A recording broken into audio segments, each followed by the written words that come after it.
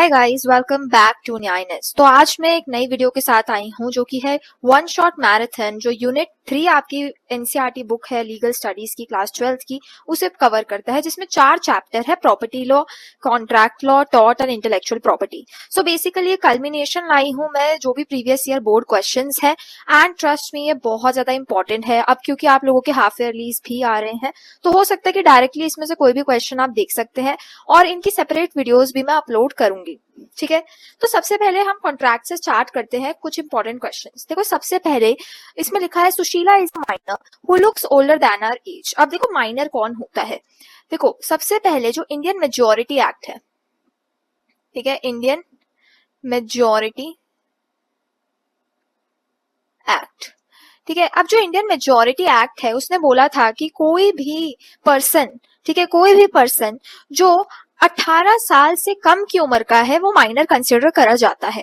पहले ये एज इन्होंने 21 बोला था कि 21 से जो भी कम इयर्स का है that person will be consider a minor, but अब जो है 18 इयर्स हो गया है। तो सुशीला एक लड़की है जो कि माइनर है, ठीक है, 18 साल से कम वर्ष की है, और सुब्रतो इज अ मेजर, ठीक है। तो सुब्रतो जो है वो 18 साल से ज्यादा की उम्र का है, और ये दोनों क्या आते हैं, कॉन्ट्रैक्ट में आते हैं। सुशीला थिंकिंग, अब देखो सुब्रतो को ये चीज नहीं पता कि सुशीला जो है माइनर है, क्योंकि क्यों उसे लग रहा है कि सुशीला जो है वो मेजर है बाय अपीयरेंस। उसे ये चीज का रियलाइजेशन होता है और उसे ये चीज नहीं रियलाइज होती कि वो एक माइनर है। So Subroto found Sushila is a minor, और बाद में जब ये कॉन्ट्रैक्ट में आ जाते हैं तो इससे पता चलता है सुब्रतो को कि यार ये तो माइनर है, ठीक है। अब क्या ये कॉन्ट्रैक्ट वैलिड है? तो आप में से बहुत लोग बोलेंगे कि मैम उन्हें थोड़ी ना पता था सुब्रतो को कि ये जो है माइनर है, उसे तो अपीयरेंस से लगा कि वो मेजर है। देखो, सबसे पहली बात तो अगर मैं इंडियन कॉन्ट्रैक्ट एक्ट की बात करूं जो कि 1872 की बात करता है, a contract entered into a minor is void. अब देखो, सिंपल बात ये है कि भाई कैपेसिटी टू कॉन्ट्रैक्ट, अगर आप अपनी एनसीईआरटी बुक में लिखते हैं तो कैपेसिटी टू कॉन्ट्रैक्ट, एक कॉन्ट्रैक्ट वैलिड तभी होगा जब वो एक मेजर के साथ आया जाएगा, ठीक है, यानी मेजर के साथ करा जाएगा। अगर किसी भी माइनर के साथ, यानी कि 18 साल के कम वर्ष के बच्चे के साथ अगर हम कॉन्ट्रैक्ट कर रहे हैं तो वो फिर वैलिड कॉन्ट्रैक्ट नहीं है। तो सिंपल बात यह है कि भाई कॉन्ट्रैक्ट वैलिड नहीं है। अब इसका एक्सेप्शन क्या है? देखो, अब सिंपल बात क्यों है कॉन्ट्रैक्ट वॉइड क्यों है, क्योंकि सिंपल चीज ये है कि Sushila the fact that she looked older can not validate the contract, कि भाई हमने ये जस्टिफिकेशन दे दी कि भाई हमें तो अपीयरेंस से मेजर लगी, तो वो एक जस्टिफिएबल रीजन नहीं होगा, क्योंकि एट द ग्राउंड लेवल हमें पता है कि वो एक माइनर है। तो भाई रियलिटी में देखें तो क्योंकि वो माइनर है तो कॉन्ट्रैक्ट वॉइड ही क्या कहलाएगा, ठीक है, वो वैलिड नहीं कहलाएगा, फिर हम उसमें कोई भी रीजन दे दें। अब इसके एक्सेप्शन भी है। देखो यार, हाँ एक्सेप्शन भी है। अगर कोई भी कॉन्ट्रैक्ट, सपोज माइनर के साथ अगर हम कोई कॉन्ट्रैक्ट कर रहे हैं और जिसकी वजह से माइनर का बेनिफिट हो रहा है, तो फिर वो कॉन्ट्रैक्ट वैलिड होगा। जैसे एक पर्सन है और एक पर्सन को ब्लैंकेट दे दिया, ठीक है, और वो कोई कॉन्ट्रैक्ट है, तो वो मतलब वो कॉन्ट्रैक्ट वैलिड माना जाएगा, बट उसकी कंडीशन यही है कि वो बेनिफिट होना चाहिए, उससे बेनिफिट मिलना चाहिए टू द माइनर। अब रमन एंड मोहित जो है, सेकंड क्वेश्चन, रमन एंड मोहित जो है ये कॉन्ट्रैक्ट में आते हैं, और रमन जो है मोहित को प्रॉमिस करता है कि यार मैं 20 kgs जो है 20 बैग्स ऑफ शुगर जो है मोहित को दूंगा, ठीक है, और ये इस डेट पे देने का वादा करता है। जो शुगर है वो उसने 15 सितंबर इस डेट पे जो है उसने बोला था कि मैं शुगर जो है इस डेट पे दे दूंगा। अब जो मोड ऑफ ट्रांसपोर्ट है available to their places is roadway only, ठीक है, यानी कि कॉन्ट्रैक्ट में आते हैं रमन और मोहित, जिसमें ये जो है अग्री करते हैं कि शुगर सप्लाई करेगा रमन, और साथ ही साथ क्या जो मोड ऑफ ट्रांसपोर्ट है वो केवल क्या है, रोडवेज है, तो कोई चीज हम नहीं कर सकते, मतलब एयरवेज के थ्रू हम नहीं भिजवा सकते। और उस टाइम पे क्या होता है कि लैंडस्लाइड हो जाता है, तो भाई ये जो है अपना प्रॉमिस फुलफिल नहीं कर पाता, ठीक है। अब क्या mode of discharge of contract है? तो देखो यार, मोड ऑफ डिस्चार्ज यानी कि जो कॉन्ट्रैक्ट है वो ऑटोमेटिकली फिनिश हो जाएगा, टर्मिनेट हो जाएगा बाय इम्पॉसिबिलिटी ऑफ परफॉर्मेंस, ठीक है। और इम्पॉसिबिलिटी ऑफ परफॉर्मेंस का मतलब क्या है? इम्पॉसिबिलिटी ऑफ परफॉर्मेंस का मतलब है कि अगर कहीं भी नेचुरल कैलेमिटी आती है या सपोज डेथ हो जाती है जिसके साथ हम कॉन्ट्रैक्ट में आए हैं, ठीक है, तो वो जो है नेचुरल कैलेमिटी की वजह से या उसकी वजह से जो परफॉर्मेंस है वो फुलफिल ही नहीं हो सकती, इसलिए क्या किया जाता है, ये कॉन्ट्रैक्ट अपने आप टर्मिनेट कर दिया जाता है। अब रमन के पास क्या रेमेडी है? देखो, जब ऐसा होता है तो सिंपल बात ये है कि यार अगर ब्रीच ऑफ कॉन्ट्रैक्ट होता है, सपोज कोई भी पार्टी अगर ब्रीच करती है तो आपको कंपनसेशन पे करना पड़ता है, और उस कंपनसेशन को डैमेजेस कहा जाता है, ठीक है। एक होता है डैमेज का मतलब होता है नुकसान, लेकिन लीगल टर्म्स में जब डैमेजेस आ जाता है तो डैमेजेस का मतलब उस नुकसान की पेमेंट। ठीक है, तो ये चीज आप लोगों को याद रखनी है।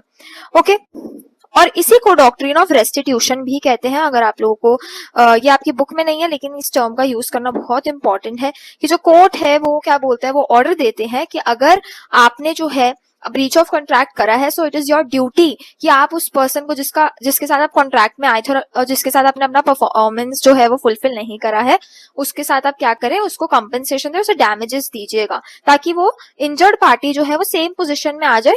ठीक है, ये चीज है। अब इसके बाद जो है when is an agreement without consideration valid. अब देखो, सबसे पहली बात हमने बोला था कि यार जब कॉन्ट्रैक्ट की बात करते हैं तो सबसे वन ऑफ द इंपॉर्टेंट चीज हमने क्या पढ़ी थी, सबसे ज्यादा इंपॉर्टेंट चीज ये होती है कि भाई कंसिडरेशन होनी चाहिए, गिव एंड टेक होना चाहिए, राइट। अब यार सिंपल बात ये है कि अगर एक कॉन्ट्रैक्ट में आ रहे हो, सपोज, ठीक है, अब आप एक हाइपोथेटिकल एग्जांपल लो कि आप एक मेजर हो और आप एक कॉन्ट्रैक्ट में आ रहे हो विद अ मेजर, आपको एक प्रॉपर्टी सेल करनी है, सो ऑब्वियसली सी बात है आप उसके रिटर्न में कंसिडरेशन लेंगे, आप पैसे लेंगे, आप फ्री में तो नहीं देंगे। तो कॉन्ट्रैक्ट वैलिड तो तभी होगा जब कंसिडरेशन होगा। ठीक है, बट और अगर कंसिडरेशन नहीं होगा तो वो क्या होगा, वो बेसिकली वॉइड डिक्लेयर करे जाएगा और नॉन इन्फोर्सेबल, वो इन्फोर्सेबल भी नहीं करा जाएगा। लेकिन कुछ अग्रीमेंट्स होते हैं, कुछ कॉन्ट्रैक्ट होते हैं which are out of natural love and affection. अब जैसे कि मेरे फादर है, तो जब मैं 12th में थी तो उन्होंने बोला कि अगर आपके 90% से अबव आएंगे तो मैं आईफोन ले दूंगा। तो भाई अब इसमें कोई कंसिडरेशन तो नहीं है ना, इन रियल सेंस अगर मैं देखूं तो मैंने उन्हें पे बैक तो नहीं करी वो चीज। तो अब क्या ये कॉन्ट्रैक्ट वैलिड नहीं है, मैंने उन्हें रिटर्न में लिखवा भी लिया, अब क्या ये कॉन्ट्रैक्ट वैलिड नहीं है? तो बहुत बच्चे बोलेंगे कि कॉन्ट्रैक्ट वैलिड नहीं है क्योंकि आपने कंसिडरेशन तो दी नहीं। लेकिन ये contract out of natural love, out of natural affection आया है, तो ये वैलिड कंसिडर करा जाएगा। ठीक है,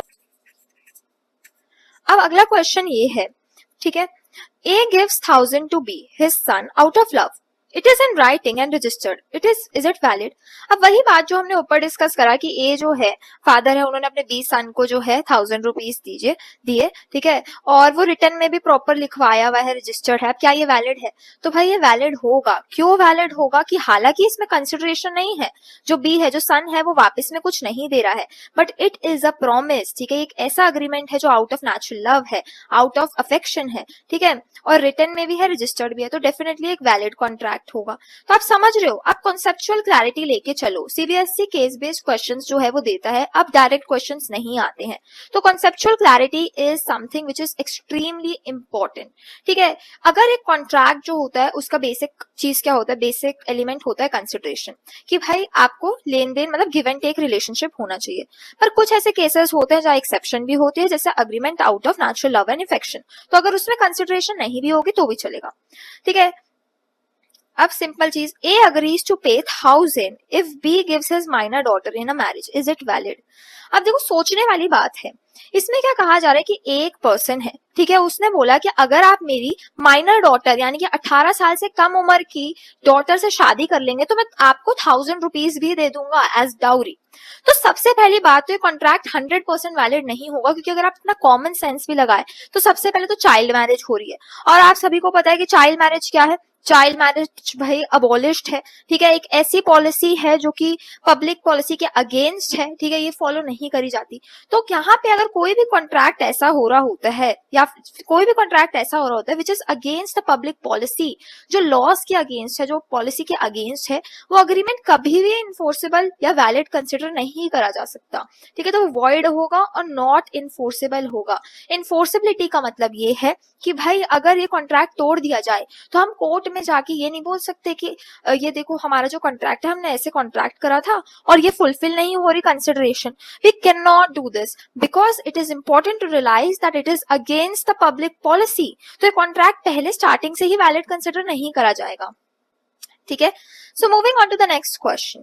ठीक है, ये जो पीडीएफ है आपको डिस्क्रिप्शन बॉक्स में मिल जाएगी, and please I request you all to share this video as much as possible because your support is really necessary, ताकि मैं ऐसा कंटेंट एंड इम्प्रूव करके और भी अच्छा कंटेंट बनाते रहूं। ठीक है, तो अब अगला question, X enters into a contract with Y to pay him 10,000 if the books are delivered to him by Friday.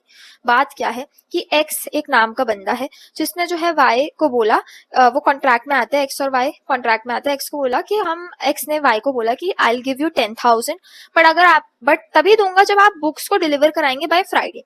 ठीक है, now this is an example of contingent contract. Explain by. अब देखो कॉन्टिजेंट कॉन्ट्रैक्ट का मतलब क्या होता है, पहले बेसिक समझ लो। कॉन्टिजेंट कॉन्ट्रैक्ट का मतलब होता है conditional contract, C for contingent, C for conditional. अब देखो सिंपल बात ये है, जैसे मैंने अभी आपको एग्जांपल दिया था कि मेरे फादर है, जब मैं 12th में थी मैंने एग्जाम दिया, उन्होंने बोला कि अगर लीगल में 100 मार्क्स आएंगे सो आई मेक श्योर कि मैं तुम्हें क्या दिलाऊं, मैं तुम्हें आईफोन दिलाऊं। नाउ ये कंडीशनल है कि भाई अगर मेरे 100 मार्क्स आए लीगल में तो ही मुझे आईफोन मिलेगा, वरना मुझे नहीं मिलेगा। ठीक है, तो ये कंडीशन पे है। और इस पे क्या होता है, इस पे सिंपल चीज ये है कि भाई अगर मैंने 100% लाई तो फिर मुझे मिल जाएगा, मतलब मेरी परफॉर्मेंस ऑफ ड्यूटी कि किस तरह से मैं अपनी ड्यूटी परफॉर्म कर रही हूँ उस पर डिपेंडेंट है। तो कॉन्टिजेंट कॉन्ट्रैक्ट वही कॉन्ट्रैक्ट होते हैं to do or not do something depending upon the happening or non happening of future certain event.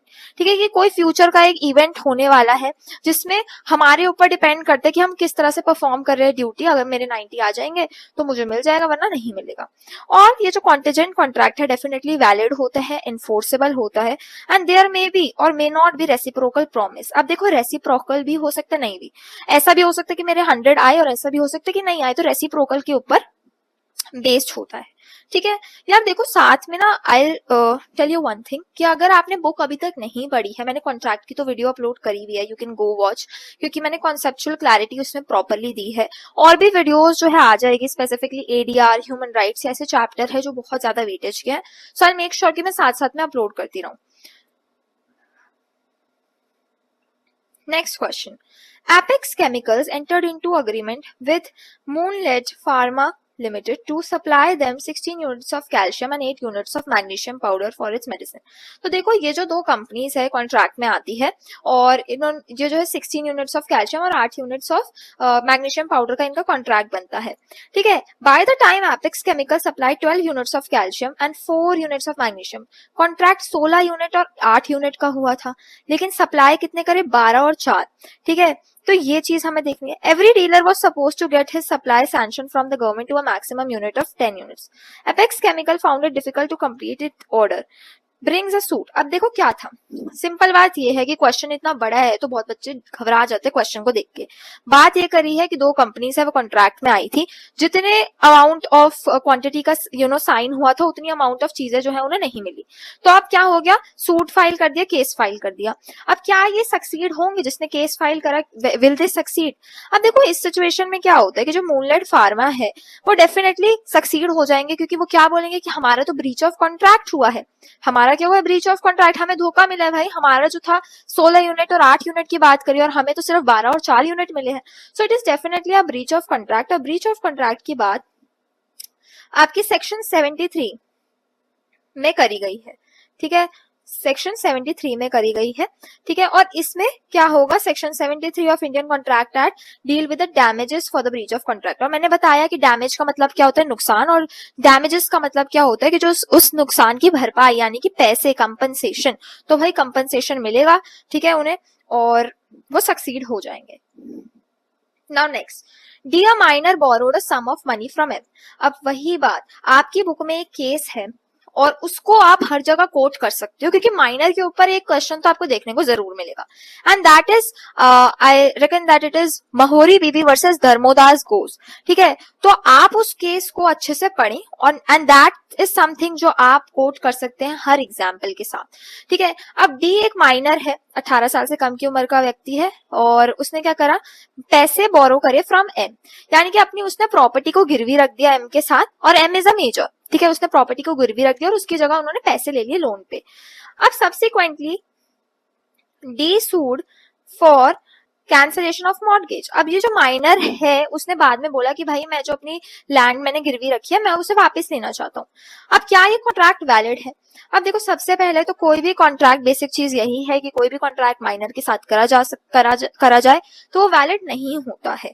ठीक है, तो एज पर द प्रोविजन जो डी है वो कॉम्पिटेंट है ही नहीं, कैपेसिटी टू कॉन्ट्रैक्ट में आने के लायक ही नहीं है, तो कोई भी कॉन्ट्रैक्ट जिसमें वो आएंगे वो वॉइड होगा। और इसलिए यहाँ पे जो मॉर्गेज है, मॉर्गेज यानी जो गिरवी रखा हुआ है लैंड, वो भी वैलिड नहीं होगा। और क्योंकि कॉन्ट्रैक्ट वॉइड है तो डेफिनेटली सी बात है कि एम जो है, ठीक है, वो भी सक्सीड नहीं करेगा कि उसे अपने पैसे जो उसने लोन पे दिए थे वो वापस मिल जाए, और ना ही डी को अपनी लैंड मिल जाएगी वापस। तो आप ये समझ रहे हो कि माइनर के ऊपर कॉन्ट्रैक्ट से काफी सारे क्वेश्चन आए हैं और ब्रीच ऑफ कॉन्ट्रैक्ट एक इंपॉर्टेंट टॉपिक है।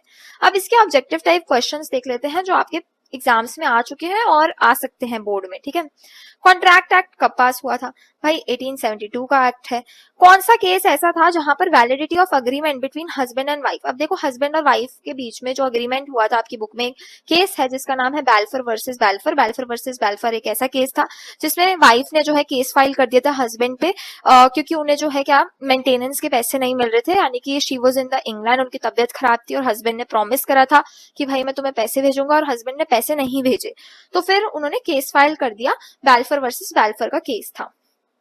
उसके बाद which of the following definition is right definition of contract as per section 2 clause H of contract act. तो देखो जो सेक्शन 2 क्लॉज एच है कॉन्ट्रैक्ट एक्ट का, वो बात करता है कि कोई भी अग्रीमेंट जो वो इन्फोर्सेबल होता है बाय द लॉ, ठीक है। आप किसी भी अग्रीमेंट को हम नहीं बोल सकते कि वो कॉन्ट्रैक्ट है, ऐसा agreement that is enforceable by the law, ठीक है, जो जिससे लॉ रिकॉग्नाइज करता है उसको हम कॉन्ट्रैक्ट बोलते हैं। कौन सा फर्स्ट स्टेप है for the formation of contract? कोई भी कॉन्ट्रैक्ट का फर्स्ट स्टेप होता है प्रपोजल करना, ठीक है, कि एक बंदा ऑफर देता है, प्रपोज करता है, दूसरा बंदा जो है एक्सेप्ट करता है। अगला question, a insane man who is delirious from fever or who is so drunk that he cannot understand the term of a contract। सबसे पहली बात, अगर आपको ये स्टेटमेंट समझ आई तो एक ऐसा पर्सन जो साउंड माइंड का नहीं होता है, कैपेसिटी टू कॉन्ट्रैक्ट में हमने क्या पढ़ा था कि एक ऐसा person who is not of a sound mind, ठीक है, जो मेंटली डिस्टर्ब है, ठीक है, वो पर्सन जो है उसके साथ कॉन्ट्रैक्ट में आना जो है वो वॉइड हो जाता है, ठीक है। तो क्या हम बोल सकते हैं कॉम्पिटेंट है टू कॉन्ट्रैक्ट? तो देखो डेफिनेटली अगर किसी पर्सन ने ड्रंक करा है वो तो साउंड माइंड में है नहीं, वो अनसाउंड माइंड में है, तो भाई डेफिनेटली वो जो है कॉन्ट्रैक्ट वैलिड नहीं कंसिडर करा जा सकता है, ठीक है, सिंपल बात, नो। अब A makes an offer to B, A जो है बी को ऑफर देता है कि भाई मैं आई हैव अ कार, तुम मुझसे कार ले लो एंड कंसिडरेशन में मुझे 10 लाख देना। तो ए के पास ऑप्शन है कि या तो वो उसे एक्सेप्ट कर ले, सॉरी ए के पास ऑप्शन है ऑफ रिवोकिंग और cancelling his order. Simple basic चीज ये है, कॉन्सेप्ट समझो कि भाई अगर सपोज आपके और मेरे बीच में कोई ऑफर हुआ, हाइपोथेटिकल एग्जांपल, ठीक है, मैंने आपको बोला कि कार मेरे पास आईफोन है 16 and I want to sell it, ठीक है। अब हमारी डील हुई थी कि आप 70,000 में जो है मेरा आईफोन ले लेंगे। अब आपने मुझे बोला कि अच्छा मैम ऐसी बात है कि मैं ना आपको रात तक सोच के बताती हूँ, ठीक है। अब मुझे जो है ऑल ऑफ अ सडन एक रियलाइजेशन हुई कि यार अगर मैं इसे अपनी बहन को दे देती हूँ तो वो 80,000 में परचेज कर लेगी, हालांकि वो पैसे तो देगी नहीं मुझे पता है, बट फिर भी लेट्स बी हाइपोथेटिकल, है ना, तो वो 80,000 में परचेज कर लेगी। तो मुझे लगता है यार मैंने ना ऑफर गलत ही दे दिया, इससे अच्छा तो मैं अपनी बहन को ही दे देती। तो क्या ऐसे केस में मैं अपना ऑफर वापस ले सकती हूँ? तो देखो एक बार ये ऑफर कर दिया और जब तक आपने वो ऑफर एक्सेप्ट नहीं करा मैं उस ऑफर को वापस ले सकती हूँ, बट सपोज आपने अपनी एक्सेप्टेंस को कम्युनिकेट कर दिया, so then I can not take the offer back, ठीक है। तो सिंपल बात ये है कि बिफोर बी एक्सेप्ट तो ए जो है अपना ऑफर वापस ले सकता है जब तक बी ने एक्सेप्ट नहीं करा, बट वंस बी ने एक्सेप्ट कर लिया तो offer can never be taken back.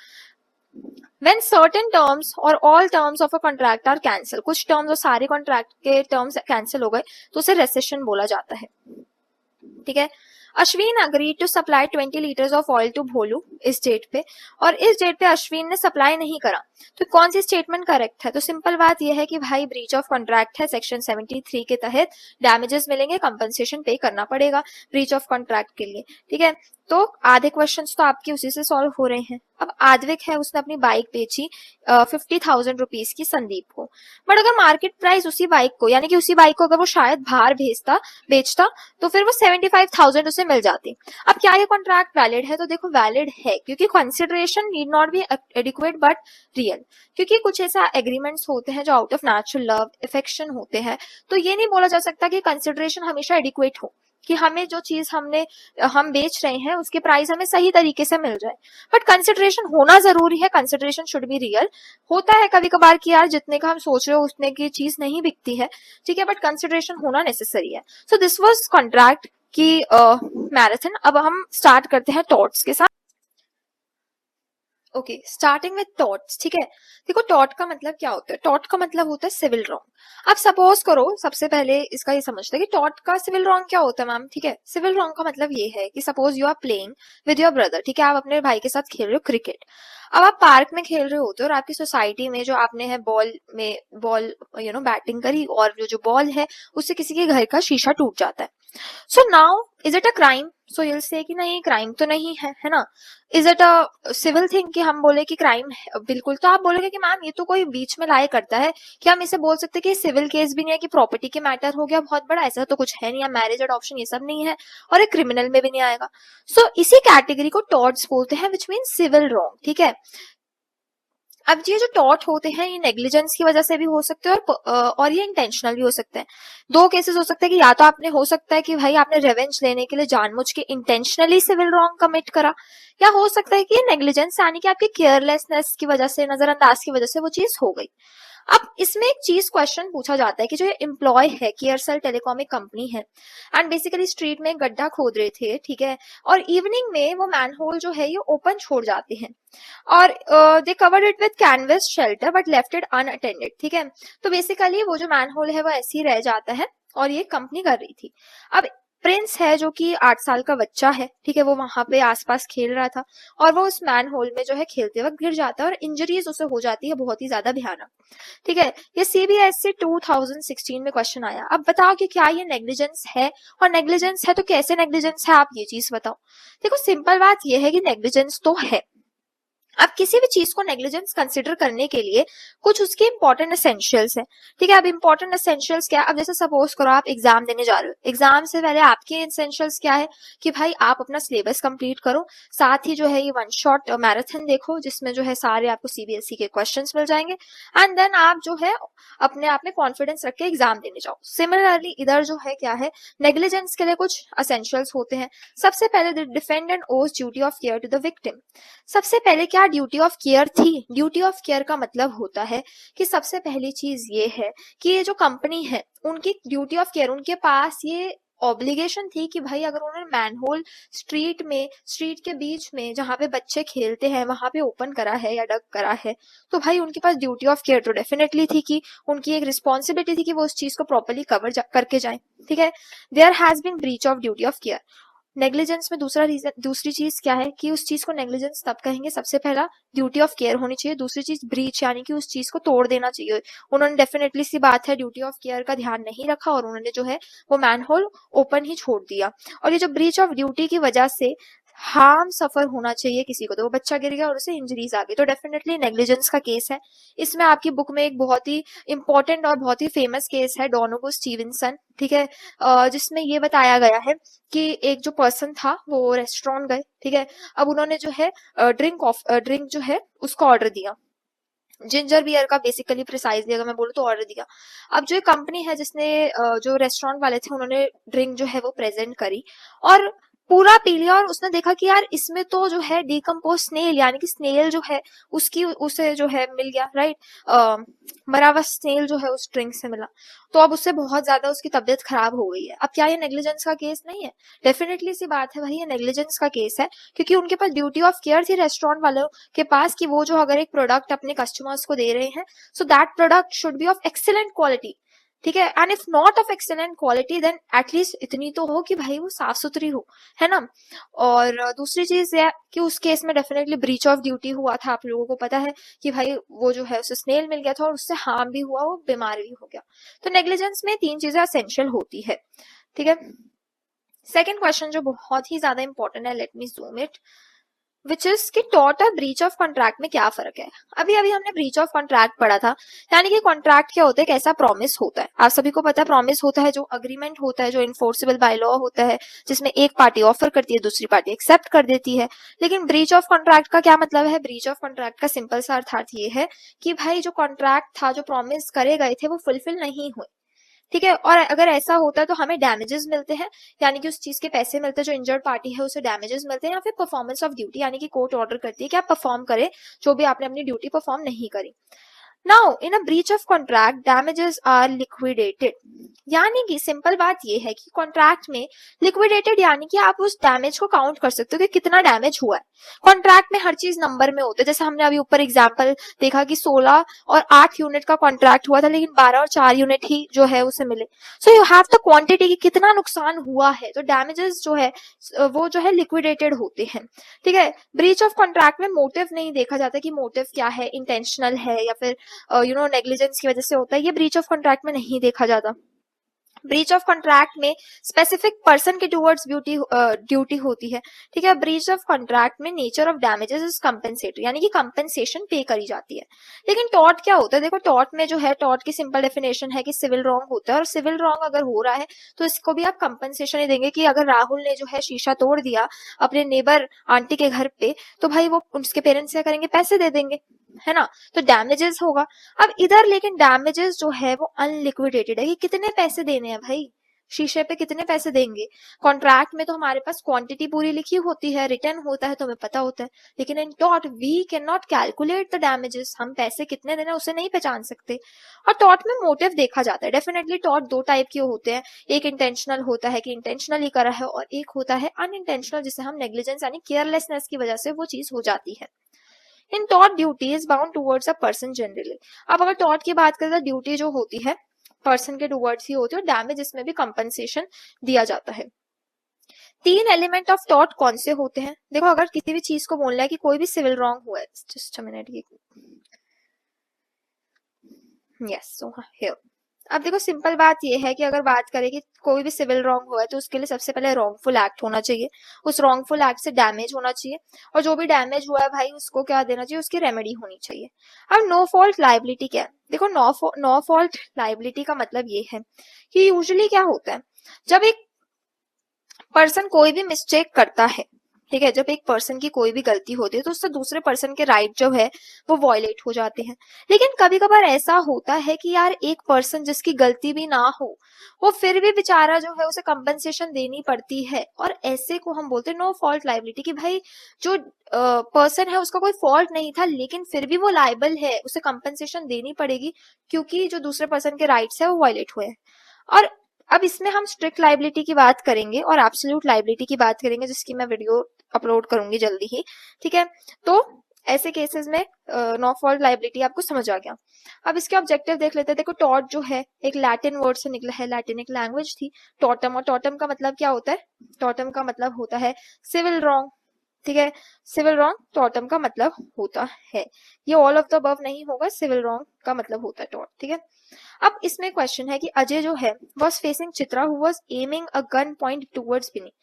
Very very very important question, क्योंकि सैम्पल पेपर में भी आया हुआ है, आपसे हाफ ईयरली में भी पूछा जा सकता है, बाकी स्कूल्स के प्री बोर्ड में भी आया हुआ है। तो अजय जो है वो चित्रा को फेस कर रहा था, ठीक है, एंड अजय जो है बेसिकली बिनी के टूवर्ड्स गन पॉइंट कर रहा था। Ajay inform Binny of the same, Ajay ने इन्फॉर्म कर दिया बिनी को same, and even though Chitra did not fire a shot. इसका मतलब ये है कि अजय और चित्रा आमने सामने खड़े थे और साथ में ही कहीं बनी खड़ा था। ठीक है, अब चित्रा के हाथ में गन थी and she was pointing towards बिनी। ठीक है, बिनी ने सॉ कर लिया चित्रा का पॉइंट। ठीक है, यानी कि बिनी ने देख लिया कि भाई उसने गन पकड़ी हुई है मेरी तरफ, तो चित्रा लाइबल है या नहीं। देखो डेफिनेटली सी बात है, चित्रा जो है लाइबल है फॉर द असॉल्ट। ठीक है, क्योंकि असॉल्ट का मतलब क्या होता है, असॉल्ट का मतलब होता है कि जब एक पर्सन आपको टच ना करे, आपको मारे ना, लेकिन आपके माइंड में एक अप्रीहेंशन ला दे, एक थ्रेट ले आए कि आपकी लाइफ को खतरा है। ठीक है, अब जैसे कि सपोज करो if there is a person who is hitting Rahul with a bat, then वो क्राइम, वो जो सिविल रॉन्ग होगा that would be considered as battery. ठीक है, बैटरी में क्या होता है कि हम किसी को टच करके मार रहे हैं, बट एक पर्सन जो दूसरे के टुवर्ड्स गन पॉइंट कर रहा है तो वो असॉल्ट होगा, बिकॉज उसमें टच तो नहीं करा, लेकिन जो दूसरे पर्सन के माइंड में एक थ्रेट आ गया, एक डर आ गया कि यार ये मेरी लाइफ खतरे में है।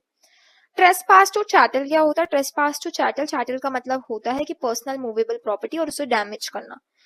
Which of the following tort is somewhere related to the trespass to chattel? तो भाई नेग्लिजेंस, न्यूसेंस, कन्वर्जन, ये सारे हैं। जो कॉन्सेप्ट है कि एक एंटरप्राइज एब्सोल्युटली लायबल होगा to compensate for the harm on its part was declared in which of the following cases. तो MC Mehta versus Shriram Food and Industries थी, जहां पर आपको पता है कि गैस जो है वो लीक हो जाती है। तो यहाँ पे एक कॉन्सेप्ट निकला था एब्सोल्यूट लायबिलिटी की, कि अगर कोई भी बिजनेस या इंडस्ट्री जो है वो खुल रही है तो उसे मेक श्योर करना पड़ेगा कि कोई भी डैमेज जो है या कोई भी नुकसान जो है वो आसपास के रेजिडेंशियल एरिया में ना हो, और जो लोग वर्क कर रहे हैं फैक्ट्री में उनकी भी सेफ्टी इंश्योर करनी पड़ेगी। एंड अगर भाई ऐसा हो जाता है कि फैक्ट्री में कोई प्रॉब्लम आ जाती है, गैस लीक हो जाती है, तो जो वो कंपनी है वो एक्सट्रीमली एब्सोल्युटली लायबल है फॉर द सिविल रॉन्ग। अब ये जो ड्यूटी ऑफ केयर है ये कौन से केस में आया था, तो डोनोगो वर्सेस स्टीवेंसन। ठीक है, तो आप लोगों को ये मैंने पहले ही बता दिया। Now this is something which is very important, क्योंकि बहुत प्री बोर्ड में आया था बहुत सारे बच्चों के, कि शीला ने एक पोटैटो चिप्स का पैकेट लिया क्रिस्पी ब्रांड का, जैसे आप लेज ले तो यहाँ पे इन्होंने क्रिस्पी ब्रांड का लिया। अब वो जब वो खा रही थी उसे, तो उसने नोटिस करा कि एक डेड कॉकरोच है। अब भाई डेफिनेटली सी बात है कि वो सिक हो गई, तबियत खराब हो गई, और उसने कंपनी के खिलाफ केस कर दिया। तो ये केस ड्यूटी ऑफ केयर है, क्योंकि कंपनी की ड्यूटी ऑफ केयर थी टुवर्ड्स द शीला, कि भाई अगर वो एक पोटैटो चिप्स बना रहे हैं तो वो ढंग से दे, साफ सुथरा सामान दे। ठीक है, तो ये चीज है। अब विच of the following principles was developed by supreme court after Bhopal gas tragedy. यार ये एक ऐसा केस है जो आई थिंक सबने अपनी लाइफ में एटलीस्ट एक ना एक बार ही तो सुना ही होगा, क्योंकि काफी ज्यादा चर्चों में था भोपाल गैस ट्रेजेडी केस। ठीक है, गैस लीक हो गई थी यहाँ पे, तो यहाँ पे सुप्रीम कोर्ट ने एब्सोल्यूट लायबिलिटी का प्रिंसिपल निकाला था कि जो एंटरप्राइज है, जैसे मैंने अभी आपको बताया था कि जो एंटरप्राइज है उसे सेफ्टी इंश्योर करनी पड़ेगी, और वो एब्सोल्युटली लायबल है अगर कोई भी डैमेज होता है।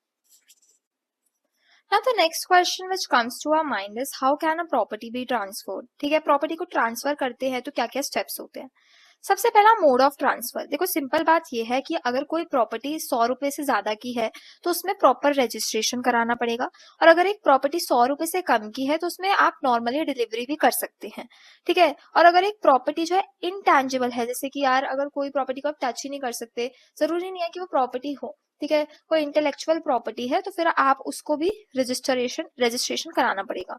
दूसरी चीज होती है अटेस्टेशन। अटेस्टेशन का मतलब ये होता है कि जब प्रॉपर्टी को ट्रांसफर करा जाता है तो उसमें सिग्नेचर होता है, और उसमें 2 विटनेसेस का सिग्नेचर होता है, जो ये शो करता है कि जो प्रॉपर्टी ट्रांसफर हो रहा है वो आउट ऑफ कोर्जन नहीं हो रहा, आउट ऑफ फोर्स नहीं हो रहा। ठीक है, और यह सेक्शन 3 में लिखा गया है of transfer of property act. फिर तीसरा चीज होती है रजिस्ट्रेशन। रजिस्ट्रेशन एक लीगल फॉर्मेलिटी होती है। रजिस्ट्रेशन में दोनों पार्टीज जो है वो साइन कर रही होती है, एक सेलर होती है, एक परचेजर होती है, दोनों साइन कर रही होती है, दोनों अपनी ड्यूटीज को रिकॉग्नाइज करते हैं, दोनों अपने राइट्स को रिकॉग्नाइज करते हैं। और फाइनली क्या होता है कि रजिस्ट्रेशन जब हो जाती है सो इसमें रजिस्ट्रार ऑफिस का एक सील लग जाता है, और ये ऑफिशियल रिकॉर्ड्स में काउंट हो जाती है। और रजिस्ट्रेशन की बात जो है सेक्शन 17 में करी गई है इंडियन रजिस्ट्रेशन एक्ट 1908 में, कि कुछ ऐसे डॉक्यूमेंट्स होते हैं जिसमें रजिस्ट्रेशन नेसेसरी होती है। अगला इसमें आता है म्यूटेशन। म्यूटेशन का मतलब है कि एक बारी जब रजिस्ट्रेशन हो जाती है और एक बारी जो है प्रॉपर्टी ट्रांसफर हो जाती है, तो इस ट्रांसफर को हमें ऑफिशियल यानी म्युनिसिपल रिकॉर्ड्स में भी लिखवाना बहुत जरूरी होता है, रजिस्टर कराना बहुत जरूरी होता है। और लास्ट होता है पेमेंट ऑफ फीस, यानी कि रजिस्ट्रेशन के आपको पैसे देने पड़ते हैं, और ये हर बारी स्टेट के हिसाब से डिफर करती है, यानी कि पंजाब में स्टैम्प ड्यूटी का जो कॉस्ट होगा that would be different from that of Rajasthan. अब देखो मेजर डिफरेंस क्या होता है सेल, लीज और एक्सचेंज एंड गिफ्ट में। सिंपल बात ये है कि यार सेल की अगर हम बात करें तो सेल में हम प्रॉपर्टी को बेचते हैं और हमें वापस में प्राइस मिलता है। Suppose I am giving you a pen and उसके बदले आपने मुझे 10 रुपए दिए। लीज में क्या होता है कि मैंने आपको अपना एक property they the for a specific duration of time, और उसके बदले आपने मुझे रेंट दिया कंसिडरेशन में। एक्सचेंज में क्या होता है, मैंने आपको कॉटेज दिया, आपने मुझे लैंड दी। ठीक है, तो हमने प्रॉपर्टी मिल जाती है कुछ समय के लिए। और गिफ्ट में क्या होता है कि मैंने आपको कोई कंसिडरेशन नहीं दी है, पर वॉलंटरी एक ट्रांसफर कर दिया, आईफोन गिफ्ट कर दिया। अब इसमें कंसिडरेशन, सेल में कंसिडरेशन होती है प्राइस, लेसे में लीज में होती है रेंट। ठीक है, एक्सचेंज में आपको एक प्रॉपर्टी मिल जाती है, और गिफ्ट में कोई कंसिडरेशन ही नहीं होती है। मोड क्या होता है कि यार अगर आप सेल कर रहे हो किसी चीज का तो सेल डीड होनी चाहिए, लीज कर रहे हो तो लीज डीड होनी चाहिए, एक्सचेंज कर रहे हो तो सेल डीड होनी चाहिए, और अगर गिफ्ट है किसी भी इमूवेबल प्रॉपर्टी का तो उसका रजिस्ट्रेशन होना चाहिए। और यहाँ पे हमारा प्रॉपर्टी लॉ खत्म होता है। ओके, सो इंटेलेक्चुअल प्रॉपर्टी लॉज पे आते हैं और इसके कुछ इंपॉर्टेंट क्वेश्चंस जो जिस पैराग्राफ से हमेशा क्वेश्चन पूछा जाता है वही मैं ले आई हूँ।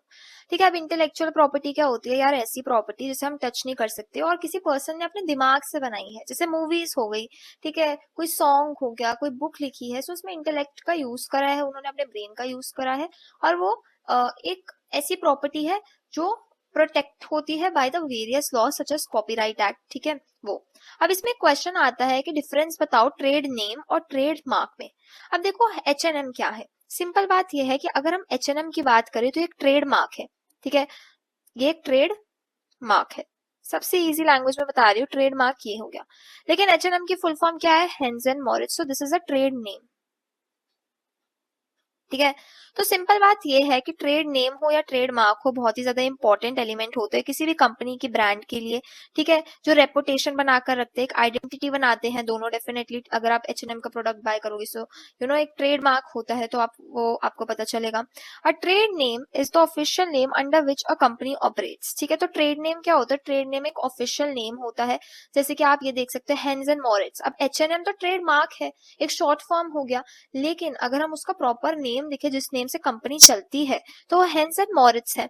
ठीक है, तो इस नेम पे चल रही होती है। और ट्रेडमार्क क्या होता है? एक ऐसा सिंबल होता है, एक नेम होता है, ये लोगो आप बोल लो। ठीक है, एक लोगो होता है जिससे पॉपुलर किया जाता है प्रोडक्ट को। नाइकी हो गया, एडिडास हो गया, every company every brand has its own logo. And why logo?